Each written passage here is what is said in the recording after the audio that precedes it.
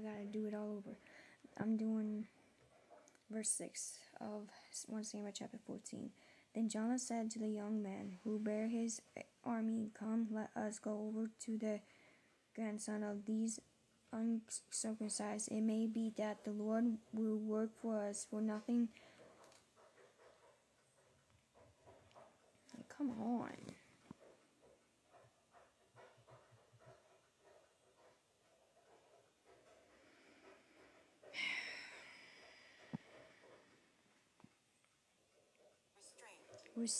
Restrains the Lord from saving by many or by few. Verse 7. So his armor bearer said to him, Do all that is in your heart. Go then, here I am with you, according to your heart. Verse 8. Then Jonah said, Very well, let us cross over to this man, and we will show ourselves to them. Verse 9. If they say thus to us, Wait until we came to you, then we will stand still in our place and not go up to them. Verse 10. But if they say thus, Come up to us, then we will go up, for the Lord has delivered them into our hand, and this will be a sign to us. Verse 11. So both of them sold themselves to the grandson of the Philistines, and the Philistines said, Look, the Hebrews are coming out of the holes where they have hidden. Verse 12. Then a man of the grandson called to Jonathan and his armor bearers and said, Come up to us, and we will show you something. Jonathan said to his armor bearer, Come up after me, for the Lord has delivered them into the hand of Israel. Verse 13. And Jonathan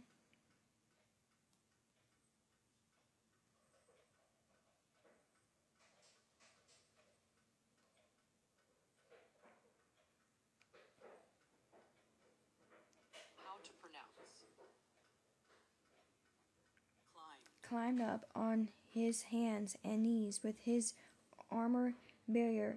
Don't do it, Laura, stop it. After him, and they fell before Jonathan, and as he came after him, his armor bearer killed him. Verse 14. That first slaughter which Jonathan and his armor bearer made was about 20 men within about half a core of a land.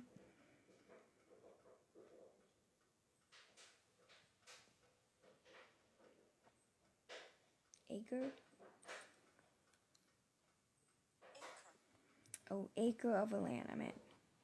Verse 15. And there was troubling in the camp, in the field, and among all people, to grandson Garrison.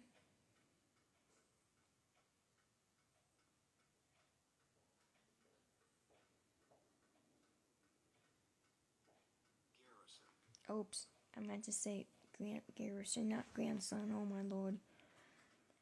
Garrison, and the waters also trembled, and the earth creaked, so that excuse me.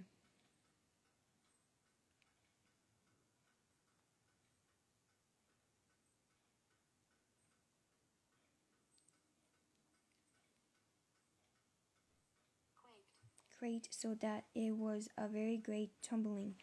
Verse 16. Now the watchman of Saul in Gibeah of Benjamin looked, and there was the multitude melting away, and they went here and there.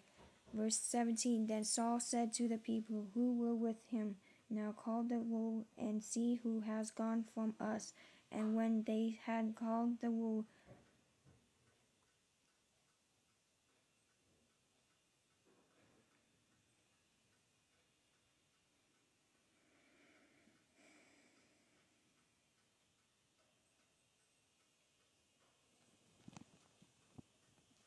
what think it went? Surprisingly, Jonathan and his armor bearer were not there.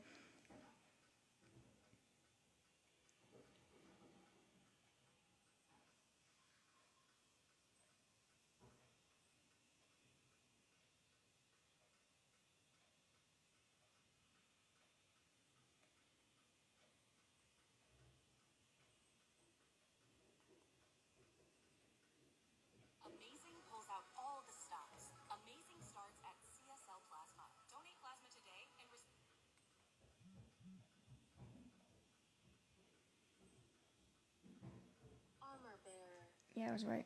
Verse 18. And Saul said to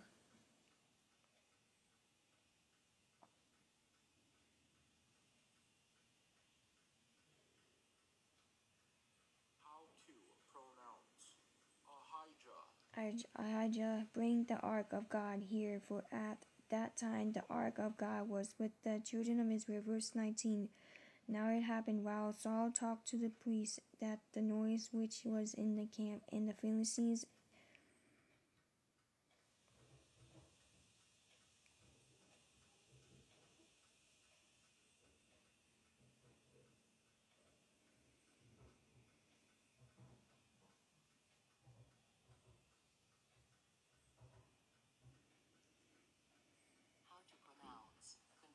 continued to increase. So Saul said to the priests, withdraw your hand. Verse 20. Then Saul and all the people who were with him assembled, and they went to the battle. And indeed, every man's sword was against his neighbor, and there was very great confusion. Verse 21. Moreover, the Hebrews who were with the Philistines before that time, who went up with them into the camp from the surrounding country, they shall also join the Israelites who were with Saul and Jonathan. Verse 22. Likewise, all the men of Israel who had hidden in the mountains of Ephraim were, when they heard that the Philistines fled, they also followed hard after them in the battle.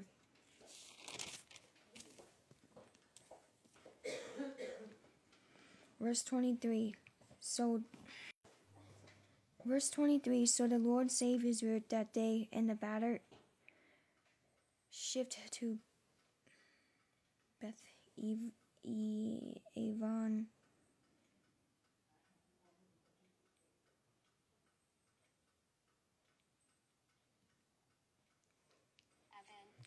Verse 24. And the men of Israel were distressed that day, for Saul had placed the people under oath, saying, cursed is the man who eats any food until even, before I have taken vengeance on my enemies. So none of the people tasted food.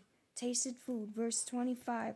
Now all the people of the land came to a forest, and there was honey on the ground.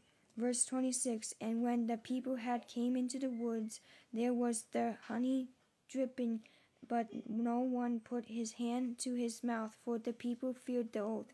Verse 27. But Jonathan had not heard his father charge the people with the oath.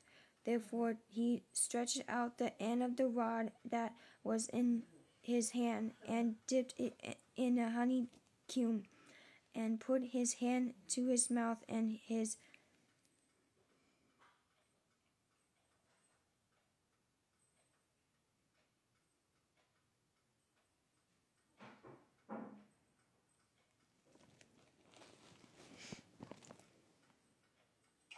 countenance